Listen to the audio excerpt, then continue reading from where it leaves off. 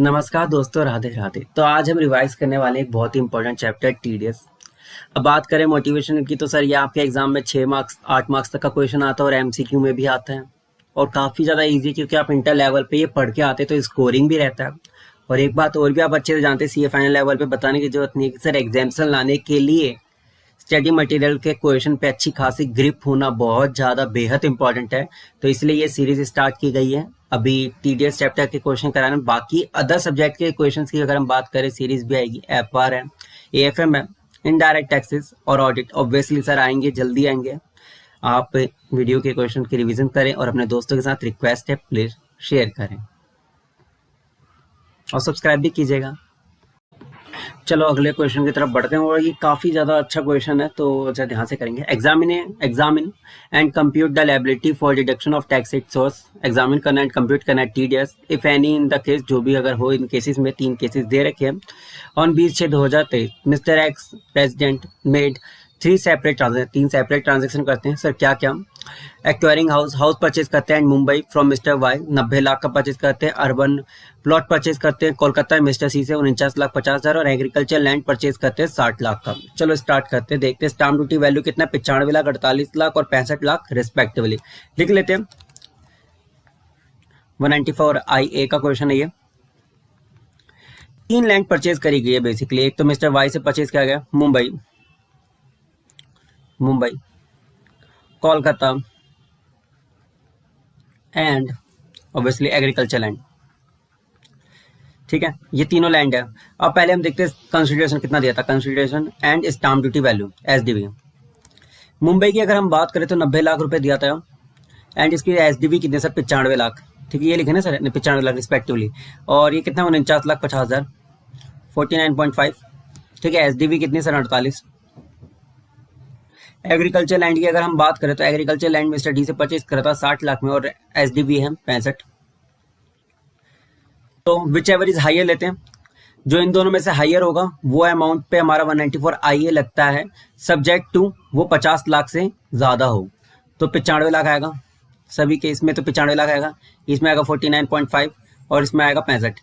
Sir ये 50 से ज्यादा नहीं है तो इस पे नहीं लगेगा, इस पे टीडीएस लगेगा। एग्रीकल्चर लैंड पे टीडीएस कटेगा कि नहीं कटेगा? सर नहीं कटेगा क्योंकि वो एग्जाम्प्ट है। और इस पे कटेगा कितना सर, 1% लगेगा और कितना आ जाएगा, 95,000 रुपए अमाउंट आ जाएगा। ये आपको हो गया आंसर टीडीएस का। अगला अमाउंट आता है, अगला पॉइंट आता है 17/6/2023 का कमीशन ऑफ 50,000 रुपए रिटेन कर रखी थी by the consignee ABC packaging limited and not remitted by the consignor. Consignor ने अभी तक दिया नहीं है एक्सवाइजेड डेवलपमेंट को।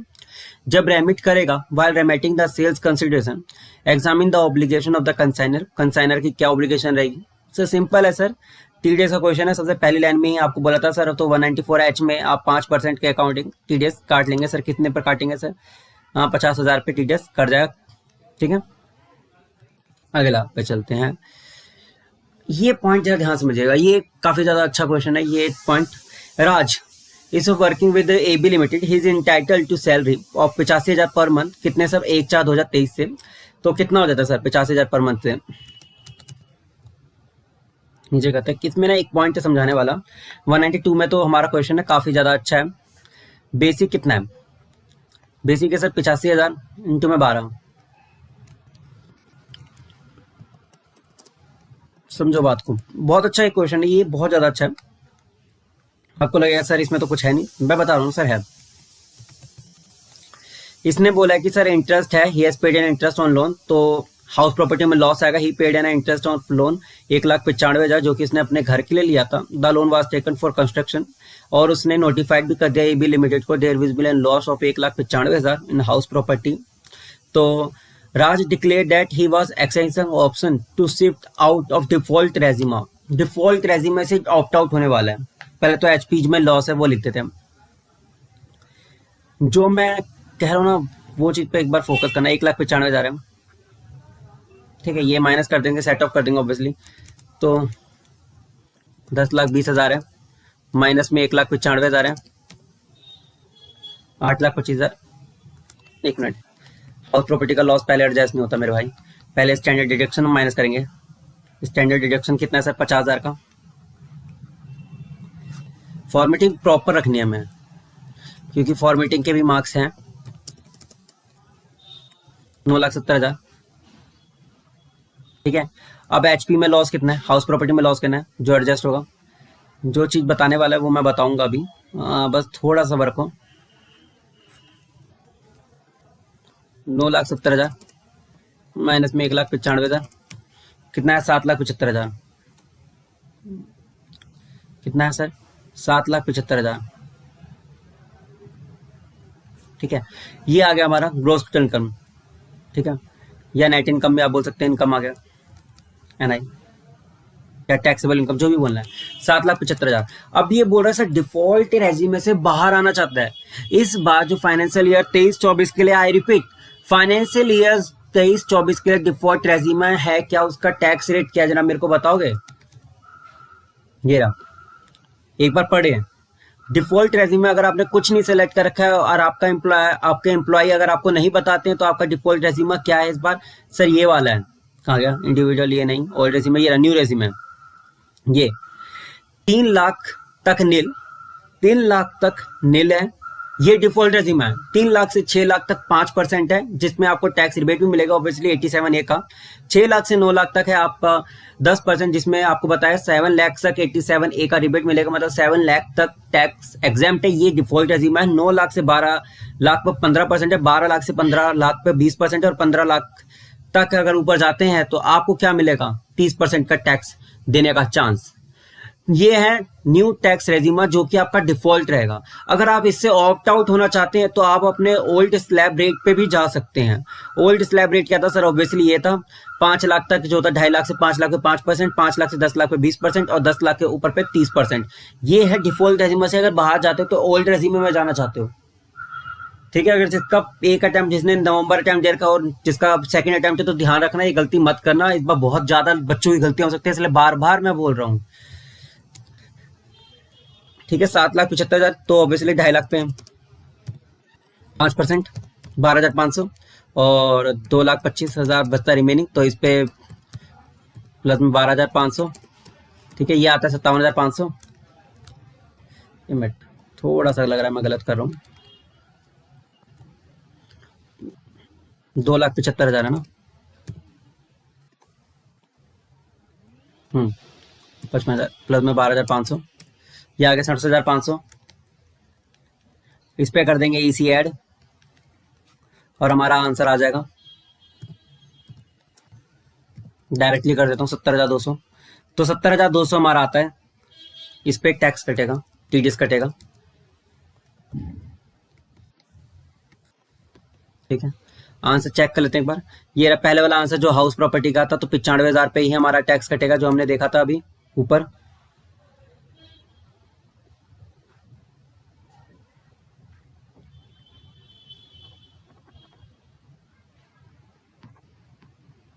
ये रहा 95,000 पे, वो 95 लाख पे टैक्स कटेगा, 1% कटेगा, 95,000 आएगा। ठीक है, बाकी दोनों पे टैक्स टीडीएस नहीं कटेगा। ठीक है, ये रहा कोलकाता लैंड पे नहीं कटेगा, 50 लाख से कम था, और एग्रीकल्चर लैंड पे ऑब्वियसली नहीं कटेगा क्योंकि वो बाहर ही है। ठीक है, अगला आता है 194H पे, जब दे रहे हो तो आप 5% टैक्स भी दे दो 50,000 पे, सीधा 2,500 आगे। ठीक है, 192 का क्वेश्चन था, थर्ड वाला जो मैं कह रहा हूँ, ये ऑप्ट आउट हुआ था, तो मतलब है ओल्ड रेजिमे में टैक्स कटेगा। इस बार गलती मत कर देना, बार बार रिपीट कर रहा हूँ। इसके साथ हमारा आंसर आ जाएगा 70,200। 13वां क्वेश्चन कंप्लीट यहाँ पे।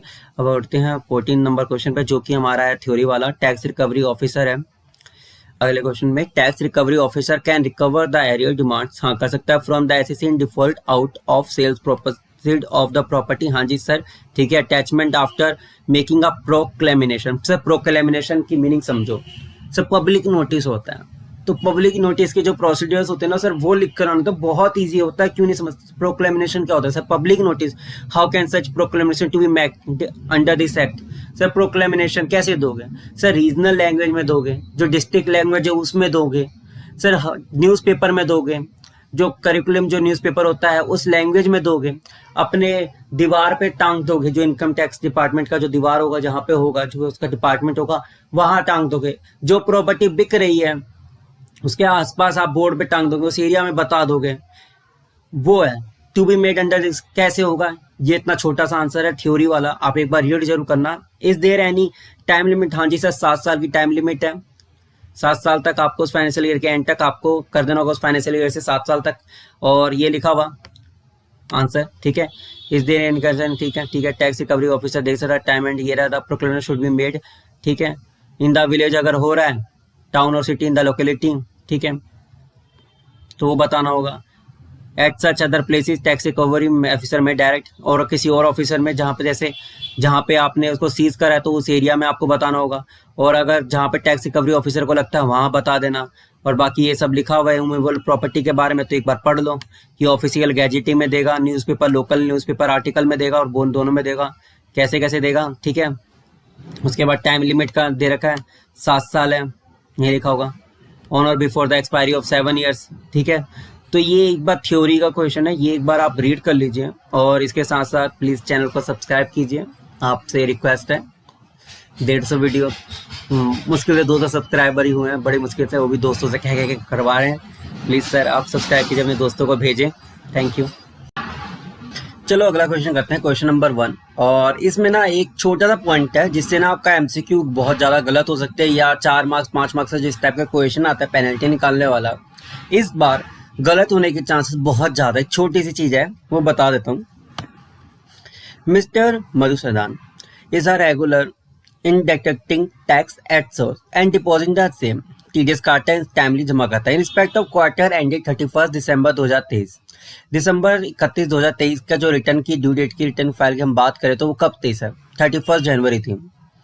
कितना अमाउंट था सर? 80,000 था, ठीक है। The statement of tax deducted at source under section 200 was filed on 23 March 2024। Sir कब फाइल करा सर? 23 मार्च 2024 को।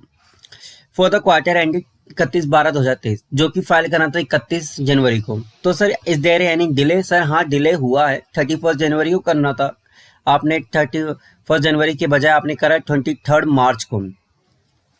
इफ यस तो आपको बताना है सर पेनल्टी का अमाउंट, जो मैं बता रहा था गलती हो सकती है, वो क्या गलती है वो मैं बता देता हूँ। सर इस बार ना जो ये है लीप ईयर, मतलब ना सर 28 नहीं है इस बार फरवरी में दिन, इस बार 29 है, क्योंकि इस बार जो आपका फाइनेंशियल ईयर जिसके लिए आपके क्वेश्चन आएंगे वो आएंगे AY 23-24, वो फाइनेंशियल ईयर 2023-24, ठीक है। तो इस बार फरवरी का जो डेज लेंगे वो 29 लेंगे, ये आपके जीएसटी के में भी याद रखना, ठीक है। और साथ साथ जो भी आपके कैलकुलेशन में जो एरर होती है, जैसे हमारे टेस्ट में भी होते हैं, तो इसमें भी ये ध्यान रखना 29 दिन लेने हैं। और आपके एमसीक्यू आएंगे तो उसमें भी ध्यान रखना सर इस बार 29 दिन लेने हैं फरवरी में, ठीक है। और हमने रिटर्न फाइलिंग कब करा था?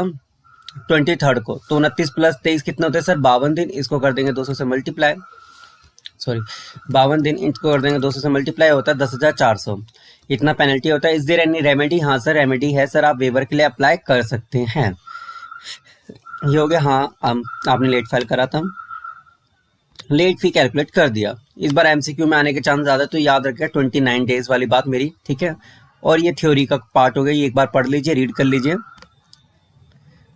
और फिर अगले क्वेश्चन पे चढ़ते हैं। इसी के साथ अटैच होगी। और हाँ अपने दोस्तों के साथ प्लीज़ शेयर कीजिए ना।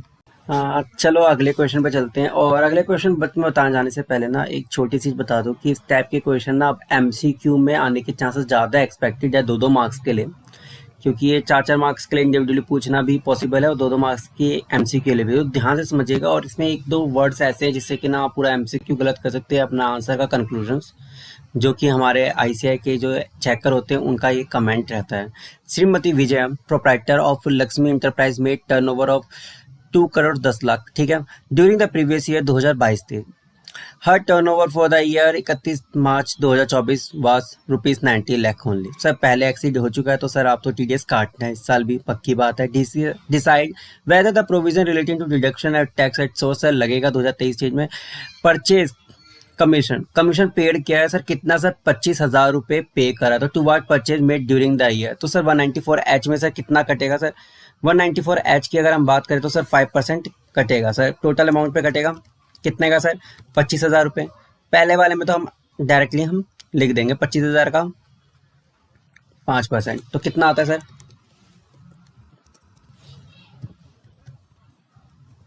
ये आता है 1250, ठीक है। तो 1250 आंसर हो गया, इसमें तो कोई डाउट नहीं है, तो क्वेश्चन इजी था। दूसरे में चलते हैं।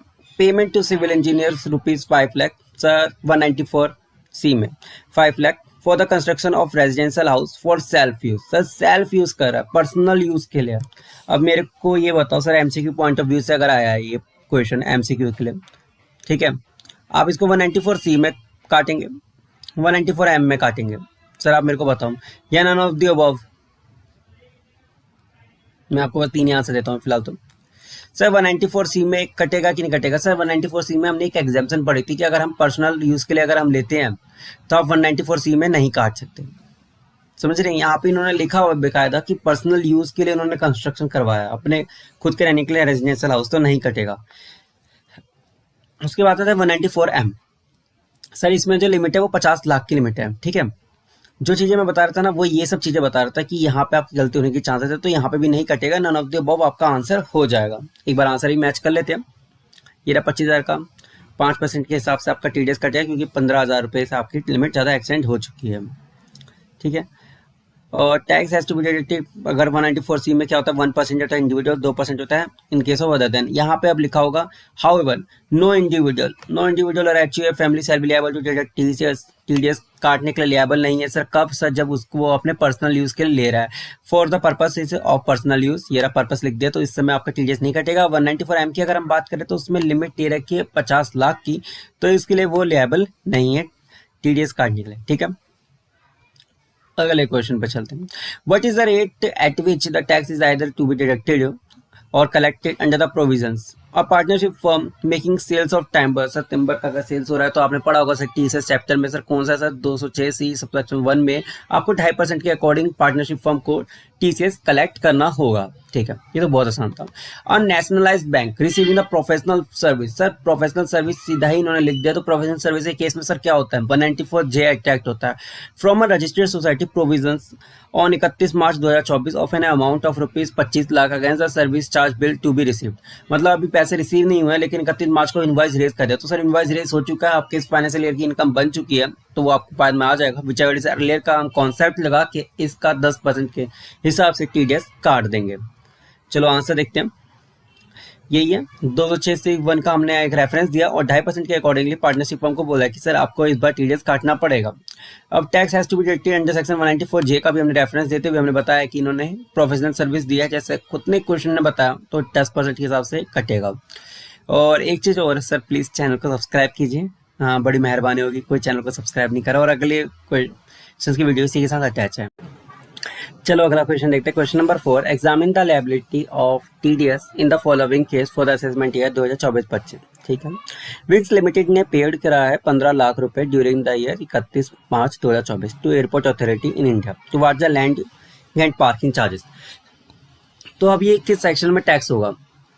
तो आपको पता है कि सर आपके ही सिलेबस में एक कोर्ट का जजमेंट आया था जिसमें ये बताया था sir landing and parking charges sir आपका 194C में टैक्स होता है, लेकिन आप पेपर में डायरेक्ट ये नहीं सकते थे कि सर 194C में टैक्स होता है। आपको ये भी लिखना होगा कि लैंडिंग एंड पार्किंग चार्जेस का मतलब क्या होता है, उसमें क्या क्या चीज़ें इंक्लूड होती है। अगर हम आंसर्स की अगर हम बात करें तो landing and parking charges which are fixed by the airport authority not merely for the use of land, ये only use of the land के लिए नहीं है, ये सर्विस एंड फैसिलिटी जो आपको ऑफर की जाती है ना, तो वो in connection with the aircraft operation at the airport, मतलब कि जो आपको एयरक्राफ्ट ऑपरेशन जो आप करें ना एयरपोर्ट का, एयरपोर्ट पे वो कर सके आप वो ऑपरेशन, मतलब आपको फ्लाइट लैंड करनी हो, वहाँ से अपने पैसेंजर बैठाने हो, उन सब जो चीज़ें आप सर्विस ले रहे हैं ना, वो सारी चीज़ें इसमें आती है, जैसे ground safety, terrific service, aeronautical, communication facility, installation and maintenance अगर आपको वहाँ पे करवानी हो तो सब कुछ फैसिलिटी इसमें इंक्लूड होती है, इसलिए ये कॉन्ट्रैक्ट की तरह लिया जाता है ना कि रेंट की तरह, इसलिए 194C में टैक्स होता है और 2% लगेगा इन केस ऑफ कंपनी, ठीक है। Ramesh gave a building on sub lease के 1/7/2023 को दिया था 20,000 रुपये पर मंथ। The company also took an hire machinery और हायर चार्जेस कितने सर 15,000 रुपये पर मंथ। सो आपको बताएं सर ये टैक्स होगा कि नहीं होगा? सर आपको ये देखना होगा सर 194I में जो होता है टैक्स रेट कितना है 10%, and in case of machinery उस पर अलग से टैक्स रेट दे रखा है। तो अब आपको देखना होता है जो लिमिट है वो दे रखी है 2,40,000 रुपये इन case of a rental income per annum, इस अप टू 2,40,000 तो कोई टैक्स नहीं लगेगा, 2,40,000 से ज्यादा होता है तो क्या होगा सर टैक्स लगता है। तो अब इसमें ना आपको ये भी लिख के आना होगा रेंट का मतलब क्या होता है, रेंट इंक्लूड्स, तो आपको रेंट इंक्लूड्स में लिखना होगा कि सर उसमें क्या क्या आता है सर, बिल्डिंग एंड मशीनरी बहुत आती है, मतलब आप सेपरेटली 2,40,000 की लिमिट एक जगह नहीं देखते, आपको दोनों को एग्रीगेट करके देखना होता है, प्लांट एंड मशीनरी का रेंट कितना हो गया प्लस बिल्डिंग का रेंट कितना, उसके बाद वो रेंट की डेफिनेशन के अंदर आता है, फिर दोनों का एग्रीगेट करके आप दिखाओगे कि सर ये 2,40,000 से ऊपर जाता है और हमारा ये टैक्स होगा, ठीक है, 10% इन case of rent of building and 2% in case of rent of machinery. क्यों, दोनों को हमने दैट इज दोनों का एग्रीगेट करके दिखाया और वो बताया 2,55,000 है, जो कि 2,40,000 से ज़्यादा है, ठीक है। तो आपको ये दिखाना होगा एग्रीगेट करके, ओके। अब ये दिखा रहा है 2,45,000 रुपए paid to mister X by Karnataka state government on compulsory acquisition. तो सर लिमिट क्या है सर? कंपल्सरी एक्विजिशन होता है अगर 2.5 लाख से ऊपर अगर आपको मिलता है तब वो टीडीएस होता है, और जब उसके अलावा वो एग्जाम्प्ट रहता है। अगर what would be your answer if the land is agriculture land? Sir agriculture land है तो वैसे ही एग्जाम्प्ट रहती है, तो उसका तो सवाल ही नहीं उठता लिमिट का। तो 194 LA, ठीक है, आ जाएंगे सर। 194 LA का आप देंगे डेफिनेशन, ठीक है, उसमें 2% लिखेंगे, उसमें लिमिट लिखेंगे, no TDS in case of an aggregate amount does not exceed 2.5 lakh रुपए। हमारे केस में 2,45,000 रुपए आया है, जी डस नॉट एक्सीड 2.5 लाख रुपए, तो इसलिए टैक्स नहीं लगेगा। और एग्रीकल्चर लैंड की बात करें तो no tax would be deductible under section 194 LA, okay. अगला क्वेश्चन देखते हैं। Come air limited has paid sum of rupees 12 lakh दिया 31 मार्च 2024 को एयरपोर्ट अथॉरिटी ऑफ इंडिया को towards landing and parking charges के लिए दिया। The company has deducted 2% under section 94C, ठीक है।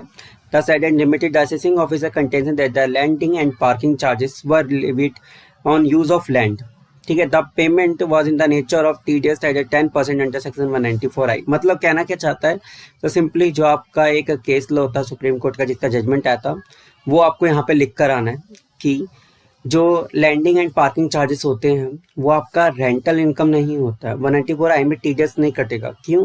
क्योंकि सर जब हम लैंडिंग एंड पार्किंग चार्जेस लेते हैं तो वो यूज़ ऑफ लैंड का नहीं होता, उसके साथ साथ हम अलग से कुछ और भी सर्विसेज जैसे देते हैं।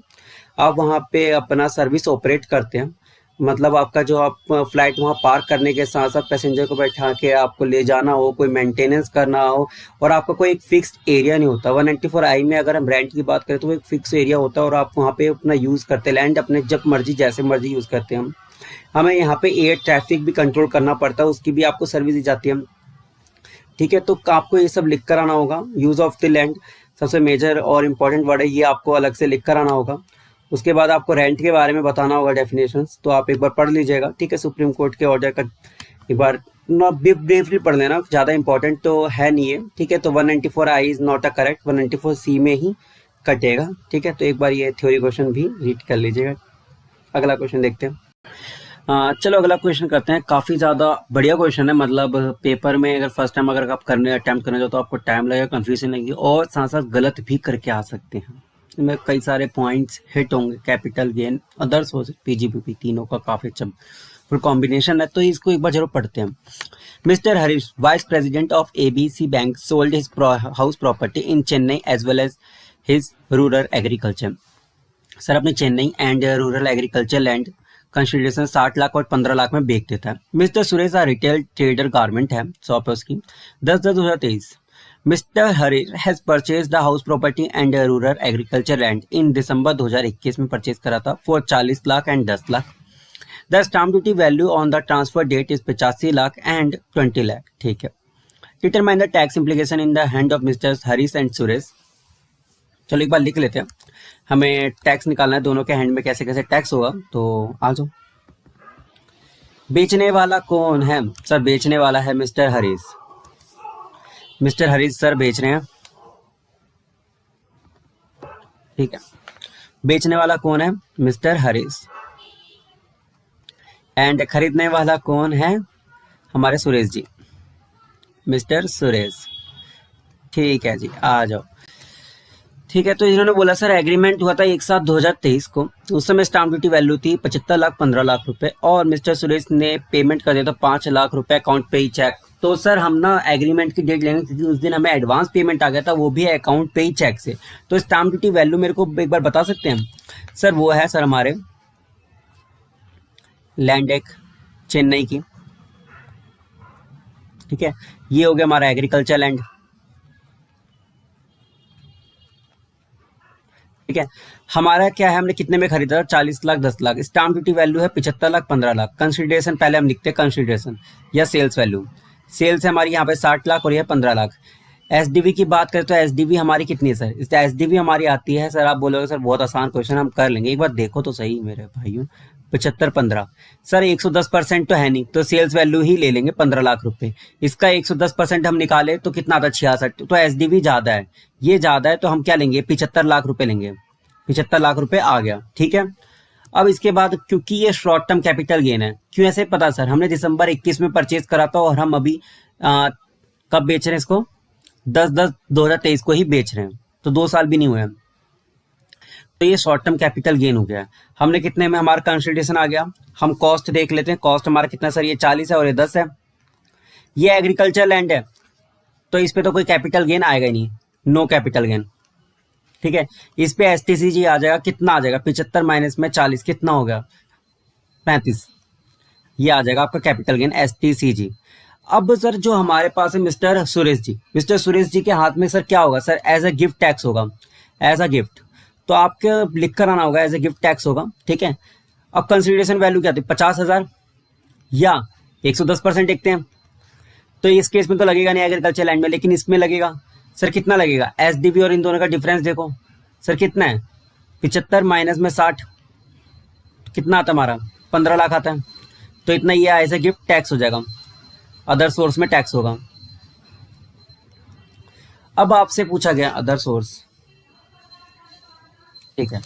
अब आपसे पूछा दूसरे पॉइंट में, would your answer be different, mister Harish is a dealer of property dealer and sold a house property in the course of the business. अब बच्चों का क्या डाउट होता है बी पॉइंट में, जो कि इसका इंटरेस्टिंग पॉइंट आ जाता है कि sir in the case of PGBP sir हमने पढ़ा था कि सर सर सर सर सुनो तो सही, हमने जो पढ़ा था ना, हमने सुना था सर पीजीबीपी में लॉस भी होता है, लॉस में कभी कल गुड्स भी बेच देते हैं हम, और हमारी लैंड तो गुड्स है, लेकिन हमारे लिए इसके स्पेसिफिक प्रोविजंस दे रखा है बच्चों। हमारा क्या होता है, कल स्पेसिफिक प्रोविजंस देता है, तो जनरल प्रोविजंस को हमें ओवररूल करना पड़ता है।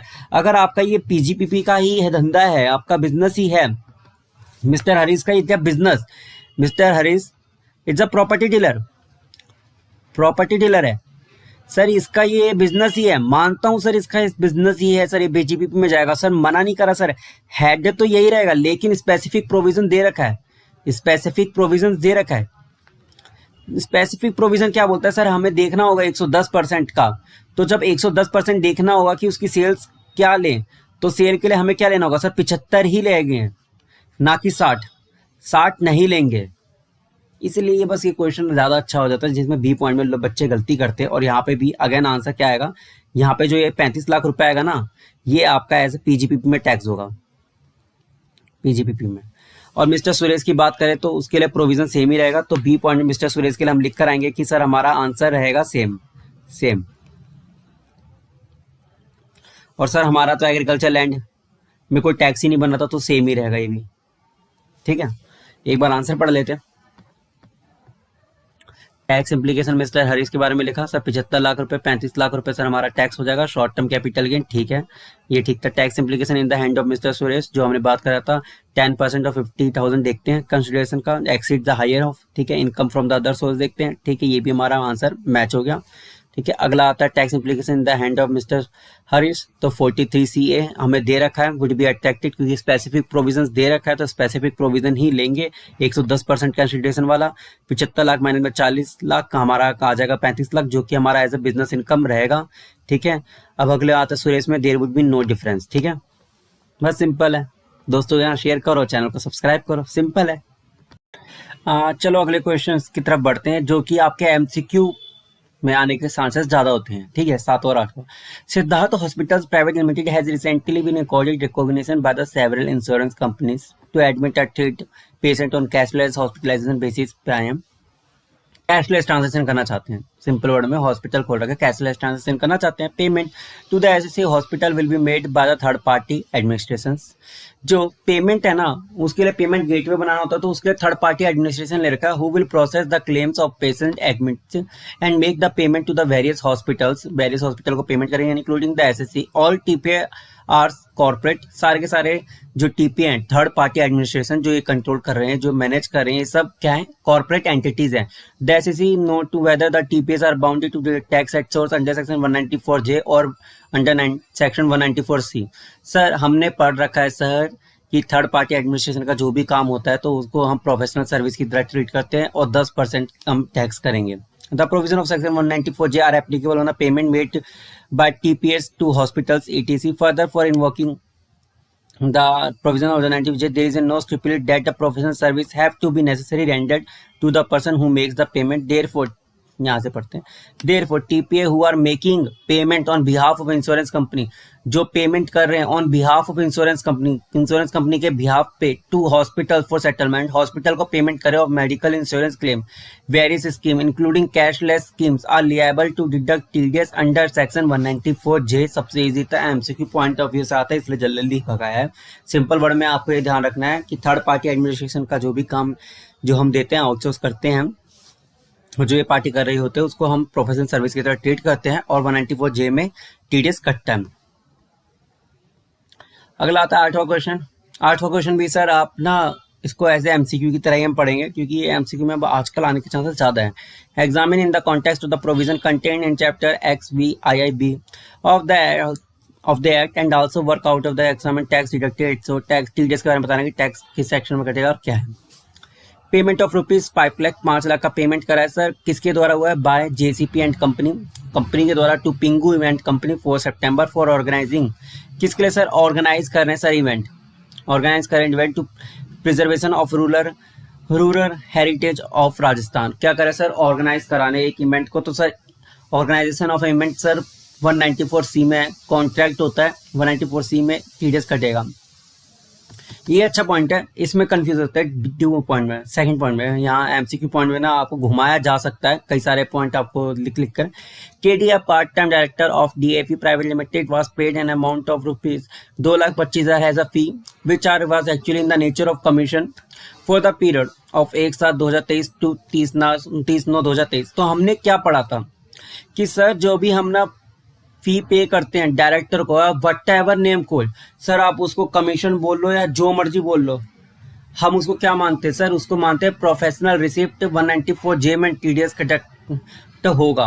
अब आपको सर ऑप्शंस क्या क्या दे दिए जाएंगे? 194H उसमें लिख दिया जाएगा और आप क्या सोचोगे सर कमीशन बढ़ा है इसलिए 194H में काट दें। ऐसा बिल्कुल मत करना, वहां पे 194J में टीडीएस कटेगा। प्रोफेशनल सर्विस मान के आना है by whatever name called. ठीक है, आप एक बार ना ये सेकंड पॉइंट में आपको बढ़वाता हूँ, अच्छा है। ठीक है, 194J provider deduction tax at source 10% करता है, ये तो उसके बारे में हो गया। ठीक है, इसमें लिखा है एनी रिम्यूनरेशन और फी और commission by whatever name called paid to director. आप कोई भी रेम्यूनरेशन देते हैं, कोई भी फीस देते हैं या कमीशन देते हैं या कुछ भी आपने नाम रख दिया, मतलब पेपर में कोई भी नाम लिख के क्यों ना आ जाए, आपको क्या रखना है? By whatever name called paid to director which is not in the nature of salary, जो कि नेचर नहीं है सैलरी का, of which tax is deducted at source under section 192, जो कि 192 में टीडीएस नहीं कटेगा, नॉर्मल सैलरी का नेचर का नहीं है। सिटिंग फीस हो गया, कमीशन का नाम ले लिया, तो ये सब जो है ना 194J में कटता है। ठीक है, तो आप पेपर में कंफ्यूजन मत होना एमसीक्यू में कि कमीशन नाम आ गया तो 194H में काटने, ये एमसीक्यू में गलती मत करना। 2 मार्क्स के एमसीक्यू के लिए मैं इसलिए बोल रहा था, ये अच्छे पॉइंट हैं। ठीक है, चलो अगले क्वेश्चन में बढ़ते हैं। Examine the applicability of provision relating to TDS in the source tax deducted source in the following transaction. Max limited pays rupees 1,02,000 to mini limited. Max limited ने पैसे दिए सर 1,02,000 रुपए to mini limited. R resident contractor है who under the contract, starting के 2 line में बोलता है कि सर कॉन्ट्रैक्ट ले रखा है, कॉन्ट्रैक्चुअल है, तो क्या होगा सर 194C में कटेगा। इसमें आगे कुछ लिखा हुआ मैन्युफैक्चर्स अ प्रोडक्ट, एक प्रोडक्ट बना के देना है। Max limited by using the material purchase by max limited, उसको मटेरियल ला के देगा। साफ पता चला सर ये वर्क्स कॉन्ट्रैक्ट है, आपको मटेरियल देकर वो दे रहा है मैक्स लिमिटेड, मिनी लिमिटेड को आपको काम करके देना है, जिसके लिए 1,02,000 रुपए दिए गए हैं। 1 लाख से ज्यादा कॉन्ट्रैक्ट की वैल्यू तो 194C में टीडीएस कटेगा 2% से, क्योंकि ये कंपनी है। A company operating a television channel, एक कंपनी टेलीविजन चैनल ऑपरेट करती है। Make a payment of rupees 5 lakh to a former Indian cricketer on 10 March 2024 for making running commentary show for 1 day. Basically commentary करनी है for 1 day TV show. तो sir अब क्या होगा sir 194J में TDS कटेगा क्योंकि प्रोफेशनल सर्विस है, फॉर्मर हमारे इंडियन क्रिकेटर रह चुके हैं, तो सर 194J में कटेगा। हाँ सर देख लीजिए, ये वर्क के डेफिनेशन दे रखा है। By using the raw material purchase from Max Limited, therefore it falls within the definition of work. तो 194C में कटेगा, जैसे बताया 194J में दूसरे क्रिकेटर वाले कटेगा टैक्स पर 10% के हिसाब से, क्योंकि वो प्रोफेशनल सर्विस दे रहा है। आगे बढ़ते हैं 10वें क्वेश्चन की तरफ। ये काफी अच्छा क्वेश्चन है 10वां क्वेश्चन, जरा इसको ध्यान दीजिएगा एमसीक्यू पॉइंट ऑफ व्यू से भी। और ये 3 पॉइंट ये 4 मार्क्स तक के लिए आपके आराम से पूछा जा सकता है। पहले पॉइंट पे आते हैं। MNO limited the employer credit the salary due for the month March 2024 amounting rupees 9,40,000 रुपए to the account of Q. An employer in its book of account 31/3/2024 Q has not intimated his intending tax regime. Sir आप देखें, salary sir आपको TDS कब काटना होता है? जब आपने पेमेंट कर दिया हो, ना कि आपने ड्यू बेसिस पे आपने कब आपने क्रेडिट करके अपने बैंक बुक्स में। दूसरी बात, इसने बोला कि सर हमने टैक्स रेजिमा नहीं बताया, तो 192 में सर कैसे टीडीएस काटे? आपको पता है सर 2 टैक्स रेजिमा है, तो डिफॉल्ट है और एक है दूसरा सिलेक्टिंग, जिसके लिए फॉर्म 10 फाइल करना होता है। तो जब अगर कोई एम्प्लॉय नहीं बताता तो इस केस में आपको डिफॉल्ट टैक्स रेजिमा के अकॉर्डिंग टीडीएस काटना पड़ता है 192 में। सेकंड में, टी an individual whose total sale in the business during the year ended 31/3/2023 2,20,00,000 का है, 9 लाख रुपए बाद चेक पे करते 1/1/2024 को टू अ कॉन्ट्रैक्टर्स। आप बोलते हैं इंडिविजुअल है, तो 194C में टीडीएस कटेगा। कंस्ट्रक्शन ऑफ इस factory no amount was credited earlier to the book account of the contractor in the books of T. कोई नहीं, 9 लाख पे सर 194C काट दीजिए। इंडिविजुअल है सर 1% के हिसाब से काट दीजिए। ये अच्छा क्वेश्चन है। सी इसमें जो थर्ड पॉइंट है, इसमें एमसीक्यू में भी पूछा जाता है, तो बच्चों की गलतियां हुई एंड एक छोटा सा एरर है जो मैं आपको बताऊंगा, जो आपने मिस्टेक कर रहे हैं, जो एग्जामिनर पॉइंट कर रहा है। बीसीडी लिमिटेड ने क्रेडिट करा sir 28,000 toward professional fees and 27,000 पे करा toward the fees for technical services of Hg. 28,000 रुपये सर प्रोफेशनल सर्विस के और 27,000 रुपये दिए आपको टेक्निकल सर्विसेज के लिए। ठीक है, इन इट्स बुक ऑफ अकाउंट 6/10 को ही एंट्री पास कर लिया। बस टोटल सम है 55,000 रुपये का, जो पे करा है बाद चेक 18/12 को 55,000 रुपये पे करे। तो आपको बताओ सर टीडीएस कटेगा कि नहीं कटेगा? सर 194J में आप समझो बात कि जब हम प्रोफेशनल सर्विस की लिमिट देखते हैं ना और टेक्निकल सर्विस, तो उन दोनों की ना अलग अलग सेपरेटली 30,000 रुपये की लिमिट देखते हैं, दोनों की अलग अलग देखते हैं। तो अगर हम इंडिविजुअली देखेंगे 28,000 30,000 से कम है, 27,000 भी 30,000 से कम है। आप पेमेंट नहीं देखते कि पेमेंट 55,000 रुपये दिए, सर पेमेंट नहीं देखते हम। प्रोफेशनल की हमेशा अलग और टेक्निकल अलग देते, तो टीडीएस नहीं कटेगा। क्या टीडीएस नहीं कटेगा? नहीं कटेगा 194J में। चलो अब तीनों का आंसर एक बार देखते हैं। 192 जो मैंने बताया, ठीक है, इसका डायरेक्टली हम आंसर देख लेते हैं। In the intimation not made by the employ it shall be presumed that the employ continue to be in default tax regime, उसमें रहेगा 192 में काट दीजिएगा। और जो फर्स्ट 2 पैराग्राफ है वही है कि जब पेमेंट आप एक्चुअली देते हैं उस समय उसका टीडीएस कटता है। पढ़ना हो तो पॉज करके एक बार प्लीज पढ़ लीजिएगा। लेकिन इतना बड़ा आप पेपर में मैं एक्सपेक्ट नहीं करता। आप चाहो तो 4-5 लाइन में आप जो मैंने बताया वो लिखिए, आपको मार्क्स मिलेंगे। 4 मार्क्स का आता है तो। और ठीक है, और सेकंड पॉइंट है एन इंडिविजुअल से 1 करोड़ से ज़्यादा है, ठीक है, label to deduct TZ 194C में काटना चाहिए, फिर कटेगा। 194 1 लाख से एग्रीगेट ज़्यादा का कॉन्ट्रैक्ट वैल्यू है, ठीक है, ये हमने लिखा, और 1% हमने इंडिविजुअल है तो काट दिया। 194J में हमने लिमिट देखते हैं सर 30,000 रुपये की नॉन डिडक्शन, और इसमें जो लिखा है वुड अप्लाई, यहाँ पे देखिए 194J would apply separately for fees for professional service and fees for technical service। ये लाइन बहुत ज़्यादा इंपॉर्टेंट होती है। प्रोफेशनल सर्विस की लिमिट एंड टेक्निकल सर्विस की लिमिट हम अलग से देखते हैं। देयरफॉर बीसीडी लिमिटेड वो बीच में लिख दिया कि अलग अलग कॉन्ट्रैक्ट की वैल्यू 30,000 से कम है, वो सब देख लिख दिएगा। Therefore BCD limited is not required to deduct TDS in respect of the fees either at the time of credit और at the time of payment. सही लिखा है सर, ये एमसीक्यू के लिए बहुत इंपॉर्टेंट है, और अपने दोस्तों के साथ भी शेयर कीजिए वीडियो, क्योंकि वो भी बहुत इंपॉर्टेंट है। थैंक यू जी। तो चलो अगला क्वेश्चन करते हैं। इसका जो थर्ड पॉइंट है ना वो काफ़ी ज़्यादा अच्छा और बढ़िया है, जिसमें गलती होने के चांसेस बहुत ज़्यादा हैं, क्योंकि अभी अमेंडमेंट का सवाल आता है, अमेंडमेंट आ रखी है, इसलिए आने के चांसेस भी बढ़ जाते हैं इसके थर्ड पॉइंट पे। तो पहले फर्स्ट पॉइंट से स्टार्ट करते हैं। Mister Anand has been running a sole proprietorship business है, टर्नओवर है 2 करोड़ 2 लाख रुपए का। असेसमेंट ईयर 2023-24 ही पेज कितना पे करा सर? 15,000 रुपये पर month for office premises the owner of the building and individual. Beside he also pays कितना sir? 6,000 per month to mister R. मतलब टोटल पर मंथ कितना रेंट दे रहा है सर? रेंट इंक्लूड्स वट, जो कि आपने बिल्डिंग के लिए रेंट दे रहे हैं प्लस फर्नीचर का कितना रेंट दे रहे हैं, उन दोनों को प्लस करके आप देखते हैं रेंट कितना जा रहा है, फिर उसको 12 महीने से मल्टीप्लाई करेंगे, फिर देखेंगे वो 2,40,000 से ज़्यादा है नहीं ज़्यादा। मतलब सर इस क्वेश्चन में आपको क्या लिखना होगा? अगर ये थ्योरी क्वेश्चन का आता है तो पहले तो रेंट लिखेंगे, रेंट, तो रेंट क्या है, रेंट इंक्लूड्स सर दोनों पॉइंट लिखेंगे सर, 15,000 भी आएगा प्लस 6,000 रुपये पर मंथ, ये दोनों आएगा, आप इंडिविजुअली नहीं देखेंगे, ये आएगा 21,000, ठीक है, ये आ गया पर मंथ। अब इसको करेंगे 12 महीने से मल्टीप्लाई और फिर देखेंगे हमारा सर ये 2,40,000 से ज़्यादा है कि कम है, तो क्या है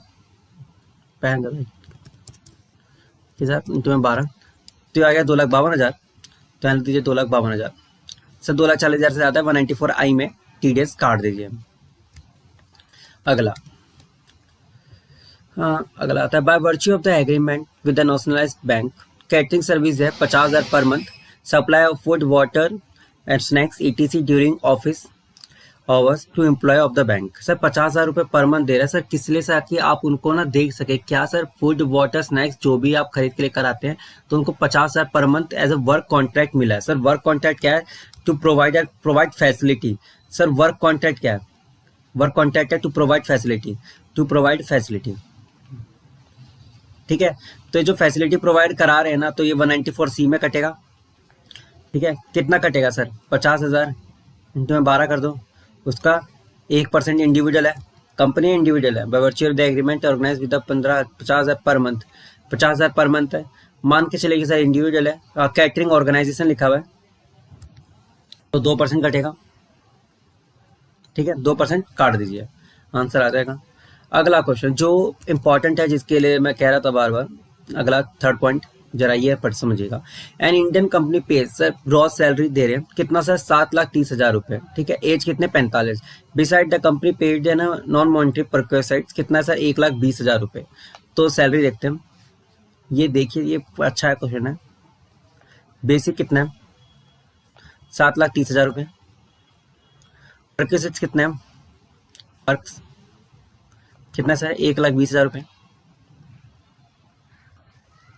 ठीक है, टोटल हो गया 8,50,000 रुपये। अब देखें, general manager has not given a declaration regarding the opt out of the section 115 BAC। Sir हमें ये नहीं बताया कि सर उन्होंने ऑप्ट आउट करा नहीं करा 115 BAC, तो इस केस में हम क्या देखते हैं सर, डिफॉल्ट टैक्स लेते हैं, डिफॉल्ट टैक्स रेट जो चल रहे हैं वो लेते हैं। सर डिफॉल्ट टैक्स रेट कितनी है इस बार, जो मैं आपको बार बार फोकस कर रहा हूँ वो यही कह रहा हूँ कि डिफॉल्ट टैक्स रेट कितनी है, नहीं पता होगा है ना, उसके लिए मैंने अलग से वेबसाइट ओपन पहले से कर रखी है, ये रहा, कौन सी डिफॉल्ट टैक्स रेट, ये रहा, न्यू टैक्स रेजिमा जो है ना इस बार, ये आपकी डिफॉल्ट टैक्स रेट मानी जाएगी, मतलब 3 लाख तक कोई टैक्स नहीं है, 3 लाख तक कोई टैक्स नहीं है, एज 45 है सर कोई टैक्स नहीं लगेगा, आपका डिफॉल्ट टैक्स रेजिमा माना जाएगा, जो न्यू रेजिमा है ना वो माना जाएगा, तो 3 लाख तक कोई टैक्स नहीं है। अगले 3 लाख पे कितना सर 5% लगेगा, अगले 3 लाख पे लगेगा, पहले तो डिडक्शन लगेगा इसमें, डिडक्शन स्टैंडर्ड डिडक्शन जो है वो 50,000 का माइनस करो, आया 8 लाख रुपए, 8 लाख पे में निकालना इनकम टैक्स ना, ठीक है। तो पहले 3 लाख पे तो कोई टैक्स नहीं लगेगा, अगले 3 लाख पे, ठीक है, 3 से 6 लाख पे कितना लगेगा सर 5%, इंटू में 0.5 कर दीजिए, कितना है सर 15,000 आया। अब कितना है सर 2 लाख मतलब 7-8, कितना लगेगा सर 10% लगेगा, 2 लाख पे 10%, कितना है सर 20,000, 15,000 ऐड कर दीजिए, इंटू में हेल्थ एंड एजुकेशन सेस आया 36,400, टैक्स आया 36,400,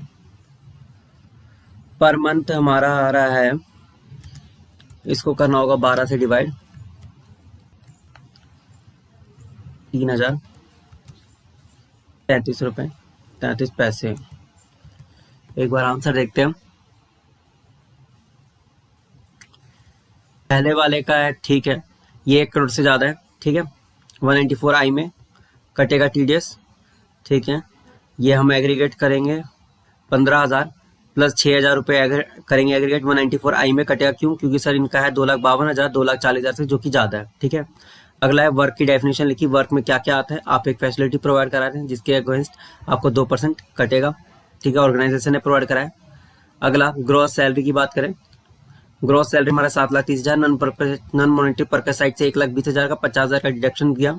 टैक्स लायबिलिटी हमारी 36,400 आई है, क्योंकि हमारा जो डिफॉल्ट रेजिमा है वो न्यू रेजिमा माना जाएगा, ठीक है, न्यू रेजिमे के अकॉर्डिंग आपका टैक्स कटेगा, जब तक आपको कुछ नहीं बताया तो न्यू माना जाएगा, और इसीलिए मैं इसको ज़्यादा फोकस कर रहा हूँ, क्योंकि ये बहुत बड़ी अमेंडमेंट है और जिसमें ज़्यादातर बच्चों की अब गलती होने की चांसेस ज़्यादा है। मतलब कि अगर आपको कोई भी स्लैब रेट नहीं बता रखा तो आप न्यू टैक्स रेजिमे ही चुन के आएंगे, सिलेक्ट करके आएंगे, बात खत्म। ठीक है, चलो। और अपने दोस्तों के साथ प्लीज़ चैनल को ये वीडियो शेयर करो, चैनल को सब्सक्राइब करें। हाँ, तो चलो अगला क्वेश्चन देखते हैं, question number 12। An employ of the central government, से सेंट्रल गवर्नमेंट का एक एम्प्लॉय है, उसको कुछ 3 साल के अरियर्स रिसीव हुए हैं ही इनकम। तो आपसे पूछा गया है कि sir he is label for deduction of tax on the entire amount during the current year. Sir क्या सर उसको जो 3 साल के अरियर्स रिसीव हुए थे उस सब पे टैक्स देने की जरूरत है? तो सर बेसिकली 89 की जो डिडक्शंस है उसके बारे में बताना है आपको कि सर एम्प्लॉयर जब भी पैसा देता है अंडर सेक्शन 192 में तो उसका टीडीएस काटना जरूरी होता है, लेकिन कोई अरियर है उस केस में उसको रिलीफ मिलता है अंडर सेक्शन 89। क्योंकि हमें कोई भी अमाउंट दे नहीं रखा तो हम ये रिलीफ कैलकुलेट नहीं कर सकते एंड आपका क्वेश्चन यहीं पे खत्म हो जाता है। और सबसे अच्छी बात यह है कि आपके चैप्टर में सीए फाइनल लेवल पे सैलरी चैप्टर नहीं है, तो ये क्वेश्चन आने की संभावना 0 हो जाती है। 0 नहीं, 1% रखेंगे क्योंकि आपके टेस्ट या नॉलेज में दे रखा है, लेकिन बाकी पॉइंट भी बहुत अच्छे हैं। तो वो एमसीक्यू के लिए आप पढ़ें, ये एमसीक्यू के लिए आप पढ़ते हैं आगे के पॉइंट्स। ₹10 लाख मिले आपको, आपने टीवी चैनल का कोई शो था उसमें प्राइज मनी जीते हैं, तो 194B में आपका 30% टैक्स कटेगा, बहुत ईजी था। स्टेट बैंक ऑफ इंडिया ने पे करे ₹50,000 to central government as a rent for the building in which one of its branch is situated. SBI ने पे करा है सेंट्रल गवर्नमेंट को। तो आपको पता है सर 194I में एक एग्जाम्पशन दे रखी है, सर आप जब अमाउंट पे करते हैं गवर्नमेंट को तो टीडीएस नहीं कटता है, तो एग्जाम्पशन मिल जाएगी। 80,000 payable by the television company to the cameraman on 6 January. Sir cameraman को पैसे दिए गए हैं। अब ये आपको ना दो तरफा आंसर देंगे, दोगला आंसर देंगे। पहला आंसर में लिखेंगे सर 192 में एज अगर एम्प्लॉय आपने एम्प्लॉय एड कर रखा है, अगर वो आपका एम्प्लॉयड कर रखा है तो आपका 192 में कटेगा, अदरवाइज 194J में बकायदा काटे। अगला आता है 22,000 is payable by the Maharashtra state government on 2/7/2023 as a commission to one of its agent to sale of lottery ticket. तो सर 194G में कटेगा। लिमिट कैसे? 15,000, 15 से ज़्यादा देने पे तो 22,000 का 5% हो जाएगा, कट जाएगा। अगला आता है a turf club award a jackpot 5 lakh to the winner of one of its races. तो सर रेस हुआ था 194BB में, कटेगा सर कितना सर? 30% कटेगा। आप एक बार आंसर देख लीजिए, ये रहा आंसर। ठीक है, जो मैंने आपको बताया था बस ये थ्योरी लिख कर आना है, कोई अमाउंट नहीं ले रखा। 89 का रिलीफ मिल सकता है, बस ये लिखना है। चांसेस कम है, हाँ बाकियों के चांसेस हैं थोड़े बहुत एमसीक्यू पूछने के लिए, तो ये एक बार आप पढ़ लीजिए एमसीक्यू लेवल पे। थ्योरी तो मैं समझ नहीं सकता कि आने की संभावना है, लेकिन आप पढ़ लीजिए, दे रखा है बुक में तो हमें पढ़ना होगा।